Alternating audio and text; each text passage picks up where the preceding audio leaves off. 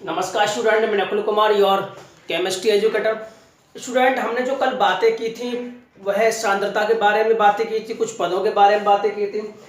हमने जो बातें की थी वो द्रव्यमान प्रतिशत के बारे में बातें की थी, आयतन प्रतिशत के बारे में बातें की, द्रव्यमान आयतन प्रतिशत के बारे में बातें की थी और पीपीएम और पीबी के बारे में भी समझा था। क्लियर स्टूडेंट, जरा इस टेबल को आप अपने फेयर में बनाना, नोट करना, कहीं पे आपके पास जगह हो उसमें नोट करना।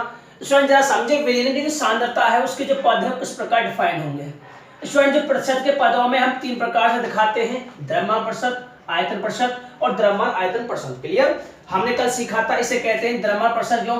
क्योंकि ये वेट बाय वेट। क्लियर, इसमें विलय का भी वेट होगा और विलयन का भी वेट होगा। उसके बाद इससे आयतन प्रतिशत इसलिए कहते हैं विलय का भी आयतन होगा और किसका आयतन होगा, विलय का भी आयतन होगा और विलयन का भी आयतन होगा।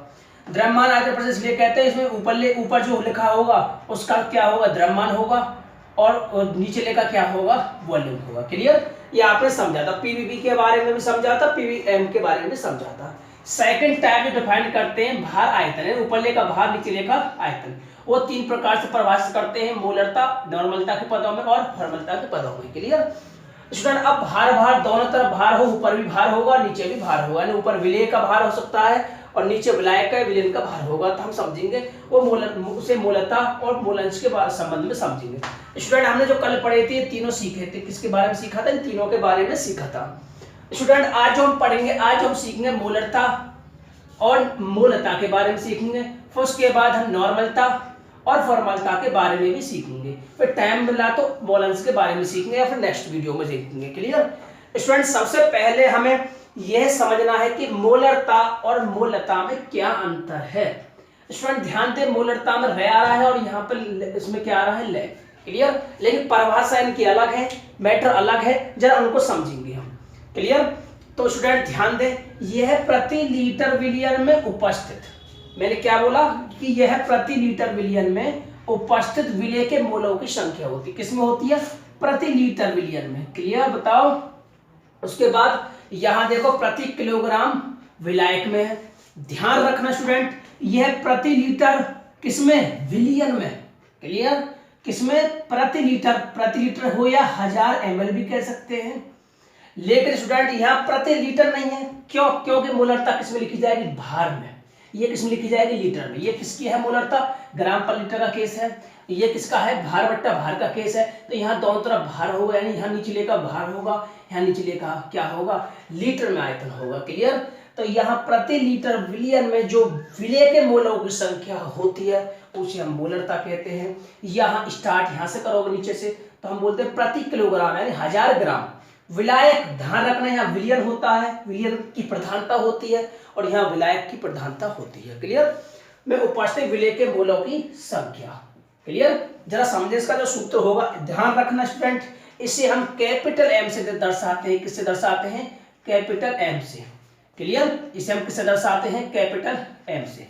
इसे किससे दर्शाते हैं, एम से, स्मॉल एम से। क्लियर, ध्यान रखना स्टूडेंट, इसे कैपिटल एम से दर्शाते हैं, इसे स्मॉल एम से दर्शाते हैं। इसमें विलयन की प्रधानता होती है, इसमें विलायक की प्रधानता होती है। प्रधानता मतलब नीचे विलयन आएगा और उसमें नीचे विलायक आएगा। इसमें विलयन का आयतन लीटर में होता है, इसमें विलायक का आयतन किलोग्राम में होता है। विलायक का आयतन इसे द्रव्यमान किलोग्राम में होता है। क्लियर, इसका जो फॉर्मूला है जरा वो समझेंगे, वे मोलरता का जो फॉर्मूला है वो समझेंगे। क्लियर, तो मोलरता कैपिटल एम बराबर विलय के मोल, विलय के मोल।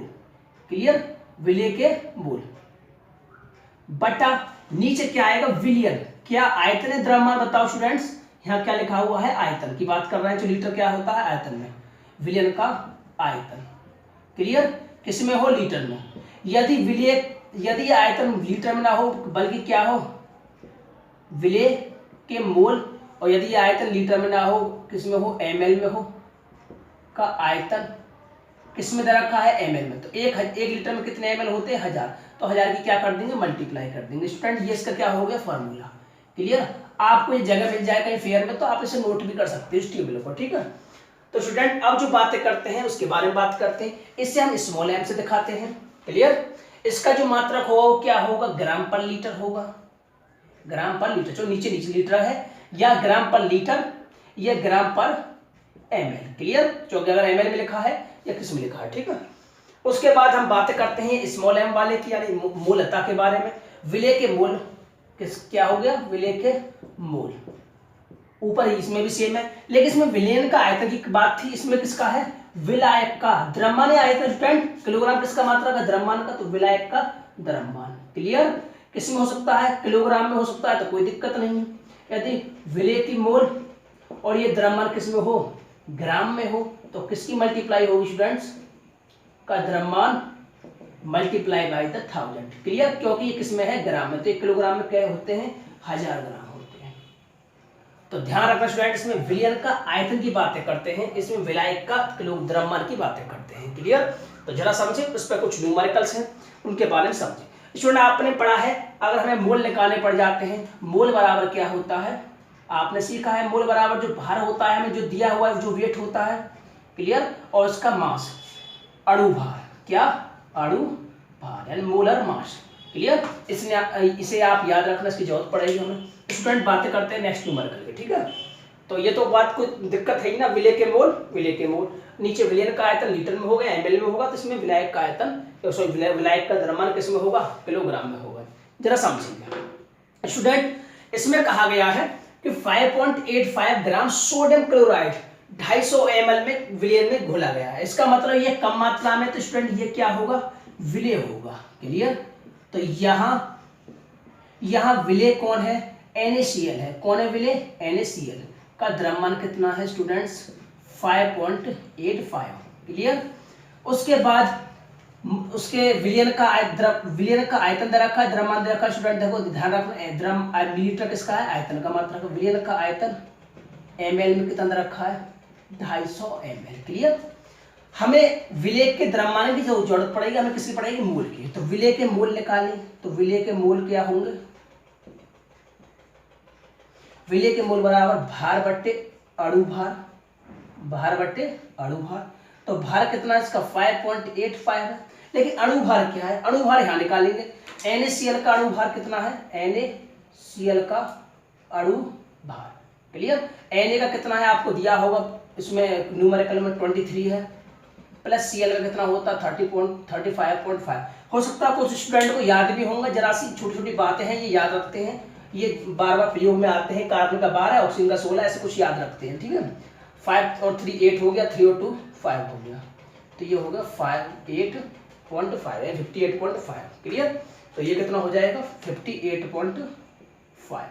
क्लियर, अब स्टूडेंट से हम कैंसिल भी कर सकते हैं, ये कहीं यहाँ पर क्या कर सकते हैं, इसमें 0.2 अंक घटेगा, इसमें 2 अंक घटाएंगे तो 0 आ जाएगी। क्लियर, ये कितनी बार कट जाएगा, 1/10 टाइम्स। कितना कट जाएगा, ये 1/10 टाइम्स। क्लियर, मैंने दोनों पॉइंट हटाने के लिए दोनों तरफ दशमलव बढ़ा दिए समान, तो ये दोनों कटेगा, तो कितना है 1/10। अब निकालो मोलरता बराबर क्या होगा, विलय के मूल, विलय के मूल, मूल किसके, मैंने किसकी बात की है, मूल, ध्यान रखना बी लिख रहा हूं तो किसकी बात कर रहा हूं, विलय की। ध्यान रखना, मैंने पहले भी कहा था, बी लिखूंगा तो विलय के लिए लिखूंगा, और ए लिखूंगा तो किसके लिए लिखूंगा, विलायक के लिए। क्लियर, तो विलय के मूल और बट्टे क्या लिखा था मैंने, आयतन, किसका, विलयन का आयतन, विलयन का आयतन किसमें है, ml में, गुणा बाई 1000। क्लियर, तो आप इसे वैल्यू पुट करोगे तो मोल कितने इसके, 1/10 मोल है, ये मोल है, अपॉन विलयन का आयतन कितना दे रखा है स्टूडेंट्स, विलयन का जो आयतन है हमारे पास 250 है, कितना है 250, और मल्टीप्लाई में कौन है 1000। ये इससे कैंसिल हो जाएगा 4 टाइम्स, कितना हो जाएगा 4 टाइम्स, और फिर 10 का डिवाइड जाएगा 4 में, किसका डिवाइड जाएगा 10 का, तो 4/10, तो कुल मिला के आ जाएगा 0.4 मोल पर, किसमें, ग्राम में, लीटर में, ml में, तो मोल पर ml। क्लियर, स्टूडेंट हम नेक्स्ट न्यूमेरिकल की बातें करते हैं। नेक्स्ट न्यूमेरिकल में इसमें क्या कहा गया है कि 11.7 ग्राम सोडियम क्लोराइड को 500 ग्राम जल में घोला गया है। तो यहाँ कम मात्रा में कौन है, ये है, तो ये क्या होगा, विलय होगा। तो यहाँ विलय जो होगा वो क्या होगा, यहाँ विलय हमारे पास, विलय कौन है, सोडियम क्लोराइड। क्लियर, का द्रव्यमान कितना रखा है इसने, 11.7 ग्राम। क्लियर, बता रहा था स्टूडेंट, कोई दिक्कत। उसके बाद विलयन का आयतन, इसमें विलयन का आयतन नहीं होगा, बल्कि विलयन का क्या होगा, द्रव्यमान का दिया होगा, जो बोलता की बात कर रहा है। विलयन का द्रव्यमान किसमें दिया हुआ है, ग्राम में दिया हुआ है, 500 ग्राम। क्लियर, तो विलेय, मैं अब डायरेक्ट निकालूं विलेय के मोल, तो आप कैसे निकाल पाओगे? विलेय को मोल मतलब भार बट्टे अणु भार, भार बट्टे अणु भार। तो भार कितना दिया हुआ? 11.7 ग्राम। क्लियर? और अणु भार कितना होता है आपने भी निकाला है ताजी यहाँ से, 58.5। क्लियर? 58.5। तो स्टूडेंट्स इसे आप सॉल्व करोगे, पॉइंट से पॉइंट कैंसिल, यहाँ पॉइंट से पॉइंट कैंसिल, ये 11.7 हो गया, ये 58.5 हो गया। क्लियर? तो इसे आप करोगे, ये 7 से 5 या 1/5 टाइम्स कट जाएंगे। कितने मोल आ जाएंगे? 1/5 मोल। अब स्टूडेंट बातें करते हैं नेक्स्ट आगे। अब उसकी बातें करते हैं कि मोलता, किसकी बातें कर रहे हैं? मोलता। मोलता ध्यान रखना, मोलता को इंग्लिश में मोलिटी कहते हैं। LIT आती है और यहाँ पर आती है RI। क्लियर? जैसे परावर्तन और अपवर्तन आपने फिजिक्स में सीखे थे 10वीं क्लास में, उसमें परावर्तन रिफ्लेक्शन रिफ्रैक्शन। क्लियर? तो मोलरता के बारे में समझो तो यहाँ क्या आएगा? मोल किसके स्टूडेंट्स? एंड मोल के लिए होता है, बी लिखने का मतलब हो गया विलेय के। क्लियर? शॉर्ट रूप में। और विलयन का आयतन नहीं चाहिए, विलयन क्या चाहिए? द्रव्यमान चाहिए। इसमें दे रखा है ग्राम में, तो गुणा किसकी करनी पड़ेगी मुझे? 1000 की करनी पड़ेगी। किलोग्राम में दे रखा होता तो गुणा नहीं करनी पड़ती मुझे। स्टूडेंट इसका मान दे रखा है, मोल कितने आए? 1/5 आए। और विलयन का द्रव्यमान कितना दे रखा है? 500 और मल्टीप्लाई में कौन? 1000। तो इस 2 टाइम्स कट जाएगी। क्लियर? ये आ जाएगा 2/5। इसे आप सॉल्व करोगे 0.4 मोल पर ग्राम। Clear students? मोल पर ग्राम। अब स्टूडेंट हम बातें करेंगे कि सर हमें अभी आपका जो क्वेश्चन होगा ये होगा सर मोलरता संबंधित समझ में तो आती है, लेकिन अगर हम इसके अंतर के बारे में बात करें तो आप अंतर किस प्रकार लिख पाएंगे हम? क्लियर? तो स्टूडेंट्स अब जो सीखेंगे हम किसके बारे में सीखेंगे? मोलरता और मोलता में अंतर के बारे में समझेंगे। क्लियर? आपने न्यूमेरिकल को दोबारा समझे, अच्छे से समझे। अब मैं बताऊं किसके बारे में? मोलरता व मोलता के अंतर के बारे में। क्लियर? अब स्टूडेंट हमने बातें की थी मोलता के बारे में बातें की थी और कुछ न्यूमेरिकल्स के बारे में बातें की थी। स्टूडेंट अब जो बातें करेंगे हम अंतर के बारे में बात करेंगे कि मोलरता और मोलता में क्या अंतर है। अगर हमसे कोई पूछने लग जाए तो हम किस प्रकार परिभाषित कर सकते हैं, और जरा हम मोलरता और मोलता के बारे में अच्छे से जानकारी हासिल कर सके। देखो अंतर बताने का जो तात्पर्य यहाँ पर इसलिए है क्योंकि मोलरता और मोलता देखने में और आपको ऐसे लगती है जैसे समान हो, लेकिन इनमें कुछ अंतर है, वो अंतर को मैं परिभाषित करना चाह रहा हूँ। क्लियर? तो स्टूडेंट ध्यान दें, मैंने कहा था यह 1 लीटर विलयन में उपस्थित मोलों की संख्या होती है। क्या कहा था परिभाषा में? ये 1 लीटर विलयन में उपस्थित मोलों की संख्या होती है, जबकि ये 1 किलोग्राम विलायक में उपस्थित मोलों की संख्या होती है। Clear students? ये 1 लीटर विलयन में उपस्थित मोलों की संख्या होती है, ये 1 लीटर विलायक में उपस्थित मोलों की संख्या होती है। बात समझ में आई यहाँ तक? स्टूडेंट अब सेकंड जो पॉइंट है, इसमें हमने विलयन के आयतन की प्रधानता की बात करते हैं। इसमें किसकी प्रधानता होती है? विलयन के आयतन की प्रधानता होती है। कैसे होती है जरा समझे। इसका जो फॉर्मूला था वो था विलय के मोलों की संख्या, विलय के मोलों की संख्या, और नीचे क्या था स्टूडेंट्स? विलयन का आयतन लीटर में। क्या था? विलयन का आयतन लीटर में या लीटर। तो इसका मतलब ये हुआ कि ये डिपेंड किस पर है? विलयन के आयतन पर। क्लियर? तो विलयन का आयतन आपको ज्ञात होना अति आवश्यक है क्योंकि इसमें विलयन के आयतन की प्रधानता है। स्टूडेंट जबकि इसमें क्या था? विलायक के द्रव्यमान की प्रधानता है। जरा समझे मोलता के बारे में जो परिभाषा बताई तो वो क्या थी कि विलय के मोलों की संख्या, विलय के मोलों की संख्या, और नीचे क्या था स्टूडेंट्स? नीचे था विलायक का, आपको याद होगा नीचे क्या था? विलायक का द्रव्यमान, वो आप किलोग्राम में लिखते हो या ग्राम में लिखते हो। क्लियर? तो स्टूडेंट ध्यान दें, यहाँ किसकी प्रधानता है? विलायक की, और यहाँ किसकी प्रधानता है? विलयन के आयतन की। क्लियर? बात समझ में आती है कि यहाँ पर विलायक का द्रव्यमान की बात करते हैं और यहाँ पर विलयन का द्रव्यमान, विलयन का आयतन की बात करते हैं। यहाँ पर विलायक का द्रव्यमान तो यहाँ पर विलयन का आयतन। क्लियर? उम्मीद कर रहा हूँ 2 पॉइंट अच्छे से क्लियर हो गए होंगे। स्टूडेंट इस पर ताप का प्रभाव पड़ता है, इस पर ताप का क्या होता है? प्रभाव पड़ता है। ताप में वृद्धि करते हैं तो मोलरता घटती है। मैंने लिखवाया था नोट करके, बताया भी था, नोट्स में भी लिखाया है मैंने, नोट्स में भी लिख दिया है।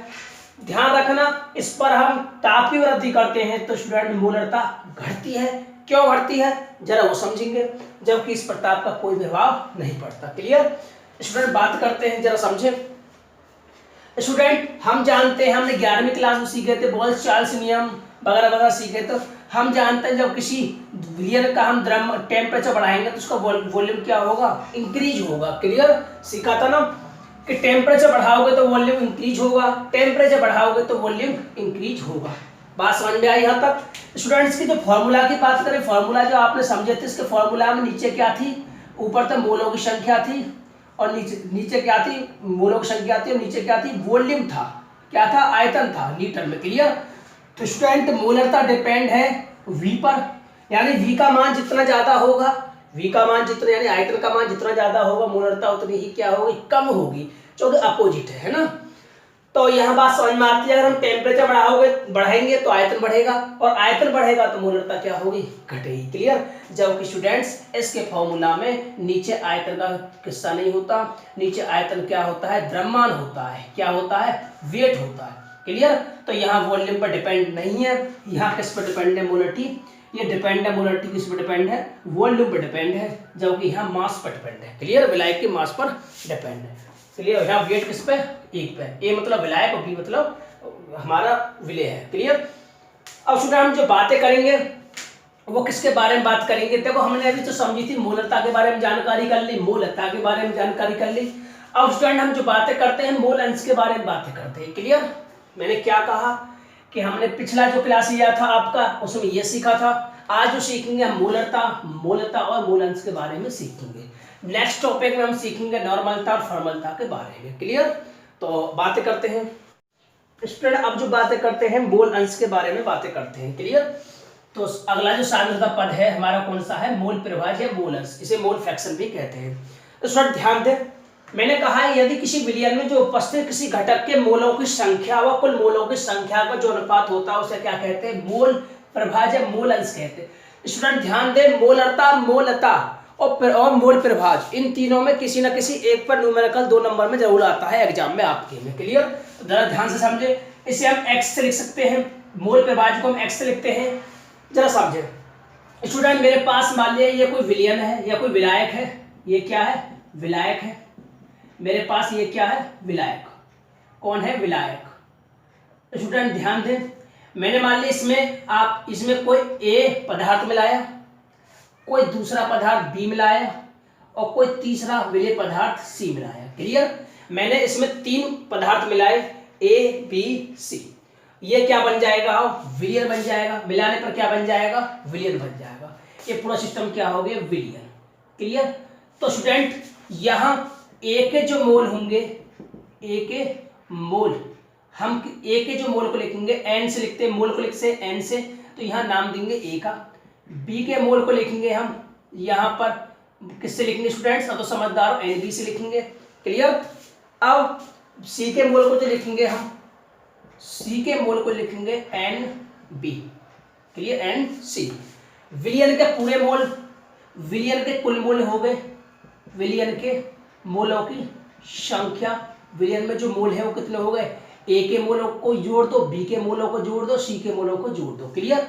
स्टूडेंट ध्यान रखना, इंपॉर्टेंट है एक चीज कि किसी भी विलयन में उपस्थित चाहे 2 पदार्थ हो, चाहे 3 पदार्थ हो, चाहे 4 पदार्थ हो, उन सब का के मोलों का योगफल कितना आता है, सॉरी मोलों का योगफल नहीं आता, ये किसका आता है, मोल अंशों का योगफल।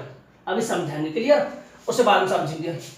ध्यान दें, हम A के मोल अंश कैसे निकालेंगे, A का मोल अंश अगर निकालने लग जाए तो A का मोल अंश को लिखते हैं x से, तो आप x का नाम दे दो A से।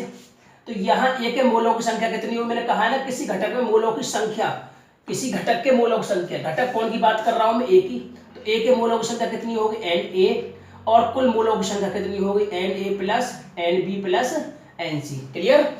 इसी प्रकार मैं आपसे पूछूं B के मोलों का, B का मोल अंश किसका, B का मोल अंश, तो आप B के मोल अंश कितने बताओगे, Nb, यानी B के जो विलय में, B के जो विलायक में मोल है वो कितने हैं, Nb, और टोटल मोल कितने हैं हमारे पास, Na plus Nb plus Nc। Clear. Student यहाँ तक बात समझ में आई। उसके बाद हम बात करें C का मोल अंश, C का मोल अंश Xc, तो C के मोल कितने हैं विलायक में, Nc, और कुल मोल कितने हैं, Na plus Nb plus Nc। Clear. तो ध्यान दें, Na Nb Nc क्या है, A के मोल, बी के मोल और सी के मोल। Clear student? ध्यान दें, एक बात बहुत इंपॉर्टेंट है कि अगर तीनों के मोल जोड़ दिए जाए, किसके मोल जोड़ दिए जाए? तीनों के, ए के, बी के और सी के, इन तीनों मोलों का योग कितना आ जाएगा? एक आ जाएगा। तो विलयन में उपस्थित जितने भी घटक होते हैं उन सब का बहुत ही इंपॉर्टेंट है, विलयन में जितने भी घटक होते हैं उन सब के मूल अंशों को जोड़ दिया जाए तो हमेशा कितना आएगा? स्टूडेंट ध्यान रखना, एक आता है। कितना आता है? एक आता है। विलयन में उपस्थित जितने भी घटक होते हैं उन सब के मूल अंशों को जोड़ दिया जाता है, कितना आता है? एक आता है। क्लियर? ये बात आपके दिमाग में सेव होनी चाहिए। स्टूडेंट अब बातें करते हैं, परिभाषा जो बनाई है मैंने कही है किसी घटक के मोलों की संख्या ए या बी या सी, और कुल मोलों की संख्या। कौन से? कुल मोलों की संख्या। कुल मोलों की संख्या कितनी हो गई? 3 घटक है, 3 की जोड़ेंगे, 2 घटक है, 2 की जोड़ेंगे। मान ली मैं सी नहीं डालता तो 2 होती, इसमें Na प्लस N भी होती। क्लियर? समझ में आती है बात? अब स्टूडेंट हम न्यूमेरिकल की बातें करते हैं, जरा न्यूमेरिकल के बारे में समझेंगे, कैसे निकालेंगे न्यूमेरिकल उसके बारे में समझेंगे। क्लियर? तो यहाँ पर ये 36 ग्राम जल, जल का भार कितना है? जल का भार है 36 ग्राम। क्लियर? जल का अणु भार होता है स्टूडेंट, जल का अणु भार, जल का मतलब हो गया H2O, जल मतलब H2O का अणु भार, जल का अणु भार कितना हो जाएगा? आप जानते हो 2 H है, H का कितना होता है? 1 होता है। H का कितना होता है? 1 होता है। और O का कितना होता है? 16। O का कितना होता है? 16। तो कितना आ जाएगा स्टूडेंट? 2 1 2 और 16 और 1, 16 और 2 18। स्टूडेंट सेकंड बात कही है इसने 46 ग्राम एथिल अल्कोहल, एथिल एल्कोहल का भार कितना दिया हुआ है? 46 ग्राम। कितना दिया हुआ है? 46 ग्राम। क्लियर? उसके बाद एथिल एल्कोहल का अणु भार कितना होता है स्टूडेंट्स? एथिल एल्कोहल का सूत्र क्या है स्टूडेंट्स? C2H5OH। ध्यान रखना, आपको आते हैं। एथिल एल्कोहल का सूत्र क्या है? C2H5OH का अणु भार आपको ज्ञात है, आप निकाल सकते हैं। तो बताइए आप, कार्बन कितने हैं? 2। जरा ध्यान से समझें, कार्बन का कितना होता है? 12 प्लस 5 गुणा हाइड्रोजन का कितना होता है अणु भार? 1। ऑक्सीजन कितना होता है? 16। हाइड्रोजन का कितना हो गया? 1। तो ऐड करेंगे 12 दूनी 24, 5 1 5, 24 और 5 29, और 16 कितना हो? 45 और 1 40। कितने हो गए? 40 ग्राम। Clear student? अब निकालते हैं मोल। क्या निकालते हैं? मोल। मोल आपने सीखे हैं, मोल की जो मैंने सूत्र लिखा था शॉर्ट फॉर्म में, मोल का सूत्र होता है क्या? कि भार बट्टे, क्या लिखा था स्टूडेंट्स? भार बट्टे अणु भार। क्लियर?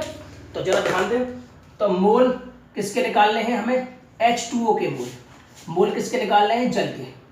जल के मोल यानी मोल किसके नाम दिए हो यहाँ पर? H2O। तो जल के मोल कितने आएंगे? भार कितना है इसका? 36 ग्राम है, और ये कितना है? 18 है। तो कटे कितने आ जाएंगे? 2 मोल। कितने आ जाएंगे? 2 मोल। क्लियर? उसके बाद स्टूडेंट एथिल एल्कोहल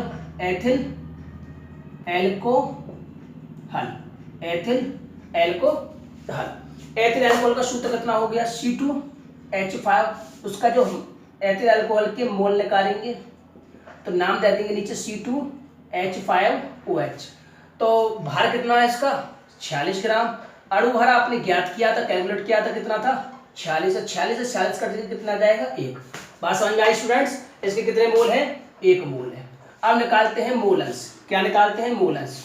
तो ये मोल अंश किसका निकाल रहे हैं? सबसे पहले हम H2O का मोल अंश निकाल रहे हैं, फिर निकाल रहे हैं किसका? C2H5OH का मोल अंश निकालेंगे। जरा समझें स्टूडेंट, यहाँ पर मोल अंश इसका निकालेंगे तो सूत्र क्या होगा? H2O का मोल, H2O के मोल और कुल मोल किसके? H2O के प्लस और किसके? C2H5OH। समझ में आती है बात? क्योंकि इसमें H2O मिला हुआ और कौन मिला हुआ है? 2 घटक है इसमें, H2O और कौन? C2H5OH। जरा समझिए, H2O के जो मोल हैं वो स्टूडेंट कितने हैं? 2 हैं, और इसके जो मोल हैं टोटल कितने हैं? 2 मोल इसके हैं और 1 मोल इसने, यानी हमारे पास क्या है? इसमें H2O भी है प्लस C2H5OH भी है। तो इसके जो मोल होंगे स्टूडेंट कितने होंगे? 2 मोल इसके, 1 मोल इसका। तो स्टूडेंट H2O के मोल कितने हैं? 2, 1 मोल इसका है तो कितना आ जाएगा 2/3। क्लियर। आप इसे सॉल्व करोगे तो ये कितना आ जाएगा 0.3 के आसपास आ जाएगा, 0.67 के आसपास आ जाएगा। इसे आप डिवाइड करोगे तो 0.767 के आसपास आ जाएगा। अब स्टूडेंट इसकी बातें करते हैं तो इसमें क्या होगा कि C2H5OH के मोल अपॉन टोटल मोल, कितने टोटल मोल। क्लियर, बात समझ में आई यहाँ तक। फिर उसके बाद स्टूडेंट इसके जो मोल है वो कितने हैं 1, इसके जो मोल है वो 2 है, उसके मोल है 1, तो टोटल हो गया 1/3। या कैलकुलेट करोगे तो आप कितना आ जाएगा ये 0.33, कितना आ जाएगा 0.33। क्लियर। अब यहाँ हम ये देखें कि ये वास्तव में जो भी बताया था कि किसी विलियन में के जो मोल अंश होता है वो कितना होता है 1 होता है, जरा वो वेरीफाई कर ले रहे हैं, जांच कर ले रहे हैं। तो दोनों के अगर मैं मोल अंश को जोड़ दूं, H2O के मोल अंश को जोड़ दूं और C2H5OH के मोल अंश को जोड़ दूं, क्या वास्तव में 1 आता है या नहीं आता, जरा समझे। स्टूडेंट इसमें 2 चीज जोड़ेंगे, जो हमारे पास क्या घटक है, इसमें 2 घटक है। इसका जो मूल अंश है वो कितना आया 0.67, इसका जो मूल अंश आया 0.33 आया। आप इसे ऐड करोगे तो ये आ जाएगा 1.0, इसका मतलब 1। क्लियर। तो ये क्या हो गया वेरीफाइड। स्टूडेंट मैं उम्मीद कर रहा हूँ आपके सामने आ गया होगा। आपने अच्छे से रिवाइज करें, फेयर में नोट करें, और हम जो कल से बातें करेंगे, कल जो बताएंगे, कल जो सिखाएंगे आपको नॉर्मलता फॉर्मलता के बारे में सिखाएंगे। किसके बारे में सिखाएंगे, नॉर्मलता और फॉर्मलता के बारे में सिखाएंगे। क्लियर। स्टूडेंट आप इन्हें फेयर में नोट करोगे, अच्छे से रिवाइज करोगे, बहुत ही इंपॉर्टेंट है। उम्मीद कर रहा हूँ आज की जो क्लास अगर समझ में आ गई होगी तो आपको 2 या 3 नंबर बोर्ड के एग्जाम में मिल ही जाते हैं, क्योंकि इसमें एक न्यूमेरिकल आता है। क्लियर। स्टूडेंट नेक्स्ट क्लास में आगे हम बातें करते हैं, जब तक आप रिवाइज कीजिए, और जब तक के लिए नमस्कार।